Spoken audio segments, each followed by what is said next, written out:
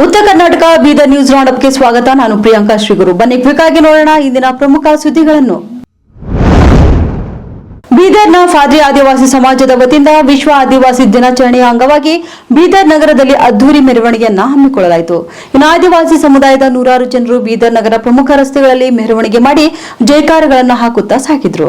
ನಂತರ ಉತ್ತರ ಕರ್ನಾಟಕ ಸುದ್ದಿ ವಾಹಿನಿಯೊಂದಿಗೆ ಮಾತನಾಡಿದಂತಹ ಶಾಹೀನ್ ಶಿಕ್ಷಣ ಸಂಸ್ಥೆಯ ಮುಖ್ಯಸ್ಥ, ಆದಿವಾಸಿ ಸಮುದಾಯದ ಜನರು ಈ ನೆಲದ ಮೂಲ ನಿವಾಸಿಗಳು. ಅವರನ್ನ ಸಮಾಜದ ಮುನ್ನೆಲೆಗೆ ತಂದು ಉತ್ತಮ ಶಿಕ್ಷಣ ನೀಡಿ ಅವರ ಸಂಸ್ಕೃತಿಯನ್ನು ಉಳಿಸುವುದು ನಮ್ಮೆಲ್ಲರ ಕರ್ತವ್ಯ ಆಗಿದೆ ಎಂದು ಹೇಳಿದರು. विश्व आदिवासी दिवस के मौके पर मैं बीदर डिस्ट्रिक्ट के बल्कि पूरे हमारे देश के आदिवासी भाइयों बहनों को मुबारकबाद दूंगा. ये आदिवासी ये हमारे देश के असल मूल्य नवासी हैं, ये ओरिजिनल सिटीज़न हैं इंडिया के. ये इनका डेवलपमेंट इंडिया का डेवलपमेंट होता है, मैं मानता हूँ. आज बड़े बड़े टावर्स ब्रिजेस बने हैं, लेकिन ये डेवलपमेंट असल डेवलपमेंट नहीं है. ये डेवलप हो जाएं, हमारे रूरल इलाके गांव देहात डेवलप हो जाएं, तो हमारे देश का असल डेवलपमेंट होगा. मैं इनको मुबारकबाद दूंगा. ये वादा कर रहे हैं, तब्दीली का वादा कर रहे हैं, और गवर्नमेंट जो सपोर्ट कर रही है, मैं चाहूँगा कि वो सपोर्ट इन तक पहुँचे और उसका सही इस्तेमाल हो जाए. Sir, our President of India is also from Adivasi. जी. But still now they are not getting any jobs in the government sector and they are not getting proper education. So what will you say? Education के लिए इनको वाकई promote करना चाहिए. इनके colony में school शुरू हो रहे हैं, हो चुके हैं. शाहीन की तरफ से भी हम कुछ 10-20 बच्चों को फ्री एजुकेशन दे रहे हैं. अब इनमें तब्दीली आ रही है और ये वादा कर रहे हैं कि ये अपना लाइफ स्टाइल इम्प्रूव करेंगे और एजुकेशन की तरफ तवज्जो देंगे. वो छोटे बच्चों को चाइल्ड लेबर के तौर पे इस्तेमाल नहीं करेंगे. भीख मांगना बंद करके मेहनत करके कमाएंगे. शराब उस इलाके में नहीं पिएंगे और टोबैको का इस्तेमाल नहीं करेंगे.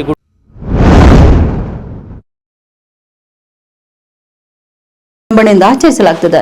ಇನ್ನು ಸಾಮಾನ್ಯವಾಗಿ ಒಡ ಹುಟ್ಟಿದವರು ತಮ್ಮ ಸಹೋದರರಿಗೆ ರಾಖಿ ಕಟ್ಟಿ ಆದರೆ ಒಂದು ತಳ ಸಮುದಾಯದ ಮಹಿಳೆ ತನ್ನ ಸಮುದಾಯದ ಏಳಿಗೆಗಾಗಿ ಶ್ರಮಿಸಿದ ವ್ಯಕ್ತಿಗೆ ಸತತ 50 ವರ್ಷಗಳಿಂದ ರಾಖಿ ಕಟ್ಟುತ್ತಾ ಬರುತ್ತಿರುವ ಅಪರೂಪದ ಘಟನೆ ಬೀದರ್ ನಗರದಲ್ಲಿ ಜರುಗುತ್ತಿದೆ. ಹೌದು, ಬೀದರ್ನ ಮಾಂಗರ್ವಾಡಿ ಸಮುದಾಯದ ರಾಜಶ್ರೀ ಎಂಬ ಮಹಿಳೆಯೊಬ್ಬರು ತನ್ನ ಸಮುದಾಯದ ಏಳಿಗೆಗಾಗಿ ತನ್ನ ಜೀವನದುದ್ದಕ್ಕೂ ಹೋರಾಡಿದ ಹಿರಿಯ ಪತ್ರಕರ್ತ ಶಿವಶರಣಪ್ಪ ವಾಲಿ ಅವರಿಗೆ ಬರೋಬ್ಬರಿ 50 ವರ್ಷಗಳಿಂದ ರಾಖಿ ಕಟ್ಟುತ್ತಾ ಬರ್ತಿದ್ದಾರೆ. 50,000 वर्ष झालं बांधता होता राखी साहेबाला. शिवशरणप्पा वाली साहेबाला 50,001 वर्ष झालं बांधलेलो आम्ही इतक्या वर्ष बांधता होता याला. राजश्री बीदर दीनदयाल महिला ಕಲ್ಯಾಣ ಕರ್ನಾಟಕ ಪ್ರಾದೇಶಿಕ ಅಭಿವೃದ್ಧಿ ಮಂಡಳಿ ಅನುದಾನದಲ್ಲಿ ಬೀದರ್ ನಗರದಲ್ಲಿರುವ ಸರ್ಕಾರಿ ಇಂಜಿನಿಯರಿಂಗ್ ಹಾಗೂ ಸರ್ಕಾರಿ ಪಾಲಿಟೆಕ್ನಿಕ್ ಕಾಲೇಜಿನ ಸುತ್ತ ಕಟ್ಟಿದ ತಡೆಗೋಡೆಯು ಕಾಮಗಾರಿ ಮಾಡಿದ 11 ತಿಂಗಳಿಗೆ ನೆಲಕುರುಳಿದೆ. ಇನ್ನು ಕೆಕೆಆರ್ಡಿಬಿ 2022 ಹಾಗೂ 23 ಅನುದಾನದಲ್ಲಿ ಕಾಲೇಜಿನ ಸುತ್ತ ಗೋಡೆ, ಕೂಡು ರಸ್ತೆ ನಿರ್ಮಾಣಕ್ಕೆ ಸುಮಾರು 2,50,00,000 ಹಣ ಖರ್ಚು ಮಾಡಲಾಗಿತ್ತು ಮತ್ತು ಕಾಮಗಾರಿಯು ಕೂಡ 1 ವರ್ಷದ ಹಿಂದೆಯಷ್ಟೇ ಪೂರ್ಣಗೊಂಡಿತ್ತು. ಆದರೆ ಕಾಮಗಾರಿ ಮಾಡಿದ ಒಂದೇ ವರ್ಷಕ್ಕೆ ಕಾಂಪೌಂಡ್ ನೆಲಕ್ಕೆ ಉಳಿದಿರುವುದು ಚರ್ಚೆಗೆ ಕೂಡ ಗ್ರಾಸವಾಗಿದೆ. ಇನ್ನು ಕಾಂಪೌಂಡ್ ನಿರ್ಮಾಣದ ಸಮಯದಲ್ಲಿ ಬೇಸ್ಮೆಂಟ್ ಹಾಕದೆ ನೆಲದ ಮೇಲೆ ಗೋಡೆ ಕಟ್ಟಿದ ಪರಿಣಾಮವಾಗಿ ಒಂದೇ ವರ್ಷಕ್ಕೆ ಕಾಂಪೌಂಡ್ ನೆಲಕ್ಕೆ ಉಳಿದ. ಇನ್ನು ಕೇವಲ 2 ದಿನ ಬಂದ ಮಳೆಗೆ ಈ ಪರಿಸ್ಥಿತಿ ಆದರೆ ವಾರಗಟ್ಟಲೆ ಮಳೆ ಬಂದ್ರೆ ಇನ್ಯಾವ ಭಾಗ ನೆಲಕ್ಕುರುಳುವುದು ಎಂಬುದು ಇಲ್ಲಿ ತಿಳಿಯದಂತಾಗಿದೆ. ಆಗಸ್ಟ್ 6ರಂದು ಹುಚ್ಚುನಾಯಿ ಕಡಿತಕ್ಕೊಳಗಾಗಿ ಬ್ರಿಮ್ಸ್ ಆಸ್ಪತ್ರೆಯಲ್ಲಿ ಇಂಜೆಕ್ಷನ್ ಇಲ್ಲದೆ ಪರದಾಡಿದ್ದ ಬಾಲಕನ ಆರೋಗ್ಯವನ್ನ ಬೀದರ್ ದಕ್ಷಿಣ ಕ್ಷೇತ್ರದ ಶಾಸಕ ಶೈಲೇಂದ್ರ ಬೆಲ್ದಾಳೆ ವಿಚಾರಣೆ ಮಾಡಿದರು. ನಿನ್ನೆ ಸಂಜೆ ಬೀದರ್ನ ಬ್ರಿಮ್ಸ್ ಆಸ್ಪತ್ರೆಗೆ ಶಾಸಕರು ಭೇಟಿ ನೀಡಿ ಮಗುವಿನ ಆರೋಗ್ಯ ವಿಚಾರಣೆ ಮಾಡಿದರು. ಈ ವೇಳೆ ನನ್ನ ಮಗನಿಗೆ ಉತ್ತಮ ಚಿಕಿತ್ಸೆ ಕೊಡೋಕೆ ಹೇಳಿ ಎಂದು ಶಾಸಕರ ಎದುರು ಆ ಮಗುವಿನ ತಾಯಿ ತಮ್ಮ ಅಳಲನ್ನ ತೋಡ್ಕೊಂಡ್ರು.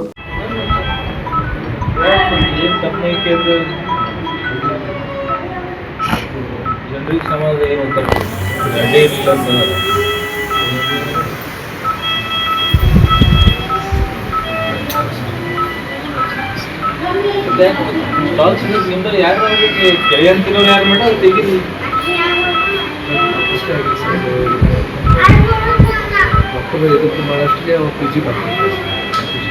ಪಿ ಜಿಗಳು ಏನು ಮತ್ತೆ ಏನು ತಿಂತಾರೆ ಮತ್ತು ಅವರ ಪಿ ಜಿ ಕಲ್ಲೆ ಇದೇ ಬೇಸಿಕ್ದಾಗೆ ಕಲ್ಲೆಲ್ಲಿ ಫೇಲ್ ಆದ್ರೆ ಮುಂದೆ ಪೇಷಂಟ್ ಏನು ಟ್ರೀಟ್ಮೆಂಟ್ ಮಾಡ್ತಾರೆ. ಈಗ ಬೇಸ್ಮೆಂಟ್ದಾಗೆ ಖರಾಬ್ ಬಿಲ್ಡಿಂಗ್ ಹೆಂಗೆ ಬೇಸ್ಮೆಂಟೇ ಖರಾಬ್ ಆಗ್ತಾರೆ.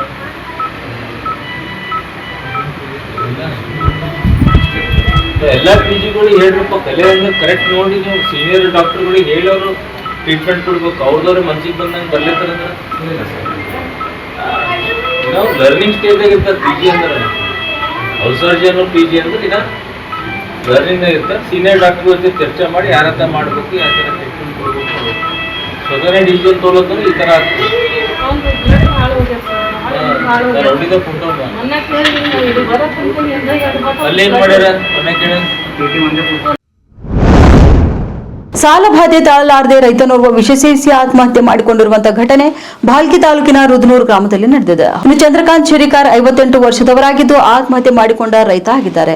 ಇವರು ವಿವಿಧ ಬ್ಯಾಂಕ್ಗಳಿಂದ ಸುಮಾರು 6 ಲಕ್ಷ ರೂಪಾಯಿ ಸಾಲ ಮಾಡಿದ್ರು. ಆದರೆ ಸಾಲ ಮರುಪಾವತಿಸಲಾಗದೆ ಮಾನಸಿಕವಾಗಿ ಖಿನ್ನತೆಗೆ ಒಳಗಾಗಿ ವಿಷ ಸೇವಿಸಿದ್ದರು ಎನ್ನಲಾಗುತ್ತಿದೆ. ಇನ್ನು ಚಂದ್ರಕಾಂತ್ ಶೆರಿಕಾರ್ ಅವರಿಗೆ ಸುಮಾರು 2 ಎಕರೆ 15 ಗುಂಟೆ ಸಾಧಾರಣ ಜಮೀನು ಇತ್ತು. ಹೊಲದಲ್ಲಿ ಬೋರ್ವೆಲ್ ಕೊರೆಯಲು ಸಾಲ ಮಾಡಿದ್ರು. ಆದರೆ ಬೋರ್ವೆಲ್ ನೀರು ಬೆಳೆಗಳಿಗೆ ಸಾಲುತ್ತಿರಲಿಲ್ಲ. ಇದರಿಂದ ಸಮಸ್ಯೆಯಾಗಿತ್ತು ಎಂದು ಮೃತ ರೈತನ ಪತ್ನಿ ದೂರಿನಲ್ಲಿ ತಿಳಿಸಿದ್ದಾರೆ. ಬ್ರಿಮ್ಸ್ ಆಸ್ಪತ್ರೆಯ ಅವ್ಯವಸ್ಥೆಯ ವಿರುದ್ಧ ಬೀದರ್ ದಕ್ಷಿಣ ಕ್ಷೇತ್ರದ ಶಾಸಕ ಶೈಲೇಂದ್ರ ಬೆಲ್ದಾಳೆ ಕಿಡಿಕಾರಿದ್ದಾರೆ. ಅದು ಬ್ರಿಮ್ಸ್ ರೇಬಿಸ್ ಇಮ್ಯುನೋಗ್ಲೋಬಿನ್ ಕೊರತೆ ವಿಚಾರವಾಗಿ ಮಾಧ್ಯಮಗಳಿಗೆ ಪ್ರತಿಕ್ರಿಯೆ ನೀಡಿದಂತ ಅವರು, ಯಾವುದೇ ಸರ್ಕಾರಿ ಆಸ್ಪತ್ರೆಗಳಲ್ಲಿ ಅಗತ್ಯ ಔಷಧಗಳು ಸಂಗ್ರಹ ಇರಬೇಕು. ಹುಚ್ಚುನಾಯಿ ಹಾವು ಕಡಿತಕ್ಕೆ ನೀಡುವಂತ ಇಂಜೆಕ್ಷನ್ ಯಾವಾಗಲೂ ಲಭ್ಯವಿರಬೇಕು. ಇನ್ನು ಸರ್ಕಾರಿ ಆಸ್ಪತ್ರೆ ಇರುವುದೇ ಬಡವರಿಗೋಸ್ಕರ. ಆದರೆ ಮೊನ್ನೆ ರೇಬಿಸ್ ಇಮ್ಯುನೋಗ್ಲೋಬಿನ್ ಇಂಜೆಕ್ಷನ್ ಇಲ್ವೆಂದು ಹೇಳಿದ್ದಾರೆ. ಬ್ರಿಮ್ಸ್ ಆಸ್ಪತ್ರೆ ಕಟ್ಟಿದಾಗಿನಿಂದ ಇದೇ ಪರಿಸ್ಥಿತಿ ಎದುರಾಗ್ತದೆ. ಖುದ್ದು ಜಿಲ್ಲಾಧಿಕಾರಿಗಳು ಬಂದರೂ ಸಹ ಇಲ್ಲಿ ಯಾವುದೇ ರೀತಿಯ ಕ್ರಮ ಆಗಿಲ್ಲವೆಂದು ಆಸ್ಪತ್ರೆಯ ಅವ್ಯವಸ್ಥೆ ವಿರುದ್ಧ ಕಿಡಿಕಾರಿದ್ದಾರೆ. ಅವ್ರಿಗೆ ಗೊತ್ತಾಗಿಲ್ಲ ಅಂತ. ಅದಕ್ಕೆ ನಾವು ಸರ್ಜನ್ ಅವರು ಮೊದಲೇ ಪಿ ಜಿ ಆಗಲಿ ಮೊದಲು ಕಲಿಯೋತ್ತಿಗೆ ತಪ್ಪು ಮಾಡಿದ್ರೆ ಮುಂದೆ ಪರ್ಮನೆಂಟ್ ಡಾಕ್ಟರ್ ಆಗಿ ಪ್ರಾಕ್ಟೀಸ್ ಮಾಡೋ ಹೊತ್ತಿಗೆ ಯಾವ ಥರ ಮಾಡ್ತಾರೆ. ಅದನ್ನು ನಾನು ಬ್ರಿಮ್ಸ್ ಡೈರೆಕ್ಟರ್ ಅವರಿಗೆ ಡಿಸ್ಟ್ರಿಕ್ಟ್ ಸರ್ಜನ್ ಅವ್ರಿಗೆ ಹೇಳಿದೆ. ಭಾಳ ಈಗ ತರುಣ್ ರೆಡ್ಡಿ ಅಂತ ಈಗೇನು ಪಾಪ ಭಾಳ ಡೀಪ್ ಇಂಜುರಿ ಆಗಿದೆ ಫೇಸಿಗೆ. ಇನ್ನೊಂದು 8-10 ದಿವಸ ಇಲ್ಲಿ ಇರಬೇಕಂತ ವೈದ್ಯರು ಹೇಳಿದ್ದಾರೆ. ಇನ್ನಿತರ ಬೇರೆ ಬೇರೆ ಪೇಷಂಟ್ಗಳು ಇಲ್ಲಿ ಭಾಳಷ್ಟು ಕಡು ಬಡವರಿಗೆ ಸರ್ಕಾರಿ ಆಸ್ಪತ್ರೆಗೆ ಯಾಕೆ ಬರ್ತಾರೆ ಅಂದರೆ ಭಾಳ ಕಡು ಬಡವರು ಬರ್ತಾರೆ. ಯಾರಿಗೆ ಹಣ ಕೊಡುವಂಥ ಕೆಪಾಸಿಟಿ ಇರಲ್ಲ, ಅವರಷ್ಟೇ ಬಂದು ಇಲ್ಲಿ ಟ್ರೀಟ್ಮೆಂಟ್ ತೊಗೊಂಡು ಹೋಗ್ತಾರೆ. ಹತ್ತದಲ್ಲಿ ಬೇಸಿಕ್ ನೀಡು ಸರ್ಕಾರಿ ಆಸ್ಪತ್ರೆ ಮತ್ತು ವಲಯ ಮಟ್ಟದಲ್ಲಿ ಹೋಬಳಿ ಮಟ್ಟದ ಆಸ್ಪತ್ರೆಗಳು ಬೇಸಿಕ್ ನೀಡ್ ಫುಲ್ಫಿಲ್ ಮಾಡ್ಬೋದು. ಅದು ಆಗ್ತಾಯಿಲ್ಲ. ನಾನು ಮೊನ್ನೆ ಚಿಡುಗುಪ್ಪ ಹೋಗಿದ್ದೆ, ಮೊನ್ನೆ KDP ಮೀಟಿಂಗ್ನಲ್ಲಿ ಕೂಡ ಪ್ರಸ್ತಾಪ ಮಾಡಿದೆ. ಚಿಡುಗುಪ್ಪದಲ್ಲಿ ಆಸ್ಪತ್ರೆಗೆ ನಾನು ಫಾರ್ಮಸಿಗೆ ಹೋದರೆ ಪೂರೇ ಫಾರ್ಮಸಿ ಖಾಲಿ. ನಾನು ಕೇಳಿದೆ ಡ್ಯೂಟಿ ಡಾಕ್ಟ್ರ್, ಏನಪ್ಪ ಹಿಂಗೇನು ಇಲ್ಲ ಸರ್, 3 ತಿಂಗಳಾಯಿತು ಮ್ಯಾಲಿಂದ ನಮಗೆ ಡ್ರಗ್ ಲಾಜಿಸ್ಟಿಕ್ಸ್ಲಿಂದ ಔಷಧಗಳು ಬರ್ತಾ ಇಲ್ಲ ಅಂತ ಹೇಳಿದ್ರು. ಅದನ್ನು ಕೂಡ ಮೊನ್ನೆ KDPಯಲ್ಲಿ ನಾನು ಪ್ರಸ್ತಾಪ ಮಾಡಿದೆ. ಅವು ಜಿಲ್ಲಾ ಉಸ್ತುವಾರಿ ಸಚಿವರು ಇನ್ನೂ ಟೆಂಡರ್ ಮಾಡಿದ್ದೀವಿ, ಇನ್ನೂ 3 ದಿನ ಬರ್ತಾ ಇದೆ, ಅದು ಆರ್ಡರ್ ಕೊಟ್ಟಿದ್ದೀವಿ ಅಂತ ಅವರು ಕೂಡ ಸರಿಯಾಗಿ ಸಮಂಜಸವಾಗಿ ಉತ್ತರ ಕೊಡಲಿಲ್ಲ ಜನತೆಗೆ. ಯಾವುದೇ ನೀವು PHCಗೆ ಹೋಗ್ರಿ, ಮೆಡಿಸಿನ್ ಕೊರತೆ ಇದೆ.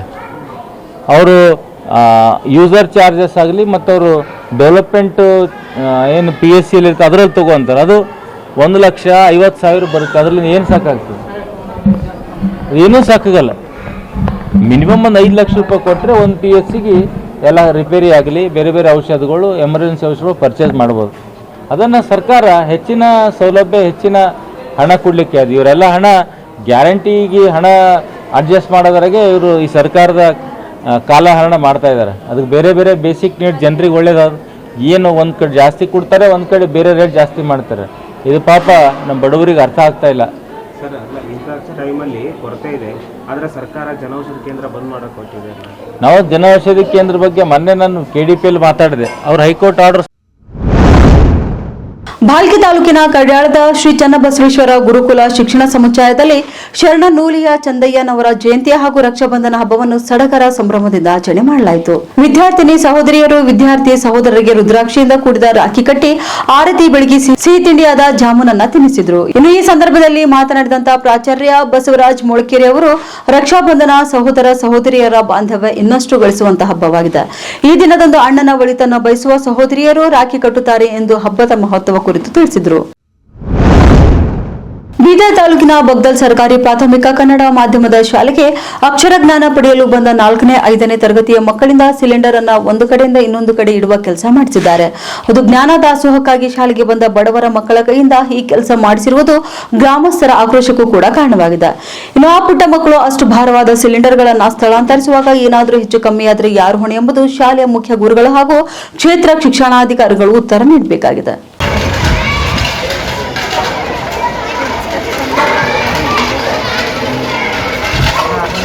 अब ये बच्चे काम कर रहे हैं, इसकी अथॉरिटी हम पूरा ला के रखना ना अंदर।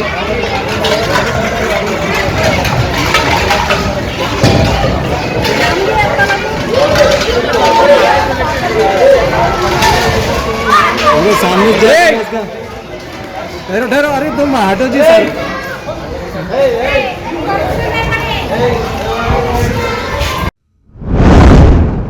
ಇವಾಗಿದ್ದು ಇಂದಿನ ಬೀದರ್ ಜಿಲ್ಲೆಯ ಪ್ರಮುಖ ಸುದ್ದಿಗಳು. ಮತ್ತೆ ಭೇಟಿಯಾಗೋಣ ನಾಳಿನ ರೌಂಡ್ ಅಪ್ನಲ್ಲಿ.